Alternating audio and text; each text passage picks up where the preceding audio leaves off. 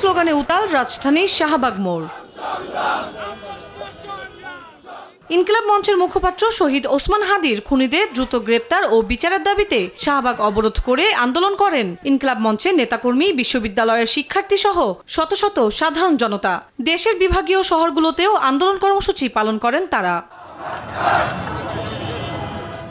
রোজকার সাধারণ খাবার এখন হবে অসাধারণ। প্রাণ স্বাদের মশলা, স্বাদ বাড়ায়, ঘ্রাণ ছড়ায়। পূর্ব ঘোষিত কর্মসূচি অনুযায়ী বেলা 2টা থেকে অবরোধ শুরু হওয়ার কথা থাকলেও বেলা 11টার মধ্যেই বিক্ষোভকারীরা শাহবাগ মোড়ে আসতে শুরু করেন। জানান দ্রুত ওসমান হাদির হত্যাকারীদের আইনের আওতায় আনার কথা।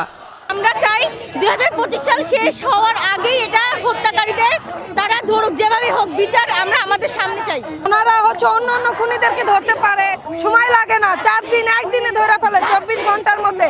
এটাতে কোনো একটা রহস্যজনক ঘটনা আছে, এর পেছনে কে আছে, কোন রাঘব বোয়াল আছে, তাদেরকে সামনে নিয়ে আসুক।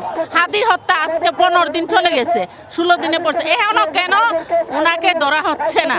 হাদি হত্যার 16 দিন পর ডিএমপির অতিরিক্ত পুলিশ কমিশনারের মূল 2 আসামির ভারতে পালিয়ে যাওয়ার আনুষ্ঠানিক বক্তব্যের বিরুদ্ধে ক্ষোভ প্রকাশ করেন আন্দোলনকারীরা। আজকে 16 দিন পর যখন তারা এইরকম স্টেটমেন্ট দেয়, এইটা মূলত এই জাতির সাথে, ওসমান হাদি হত্যার সাথে যে বিচার, ওসমান হাদি ভাই যে বিচার যে বলছিল যে আমাকে যদি শহীদ করা হয় তাহলে আমার জন্য বিচার করা হয়, এই বিচার যে উনি চেয়ে গেছে এটার সাথেও মূলত তারা ভাজলামো করছে। আমাদের দরকার হচ্ছে মূল খুনি এবং মূল হত্যাকারী এবং তার সহকারী যারা আছে তারা সকলকে জড়িত, এবং তার সাথে যারা জড়িত আছে উপদেষ্টা পরিষদ এবং প্রশাসনিক লোকজন যারা জড়িত আছে, আমরা সকলকে আইনের আওতায় আনতে চাই। কোনো সুষ্ঠু বিচারের জন্য আমরা তেমন কোনো পদক্ষেপ দেখতেছি না। তা আমরা প্রত্যাশা করব সরকারের কাছে যেন সুষ্ঠু এবং ন্যায়বিচার প্রতিষ্ঠা হয়। ইনকিলাব মঞ্চের সদস্য সচিব আব্দুল্লাহ আল জাবের জানান, শুধু বিভাগীয় শহর নয়, প্রয়োজনে 64 জেলায় হাদি হত্যার বিচারের দাবিতে কর্মসূচি পালন করার কথা। আজকে শুধুমাত্র 8 বিভাগীয় শহরে আমরা কর্মসূচি দিয়েছি দুপুর 2টা থেকে।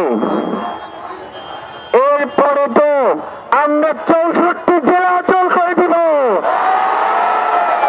গত 12 ডিসেম্বর বিজয়নগরে গুলিবিদ্ধের পর 18 ডিসেম্বর সিঙ্গাপুরে মারা যান ইনকিলাব মঞ্চের মুখপাত্র ওসমান হাদি। তন্দ্রা তারণ্য, দেশ টিভি, ঢাকা।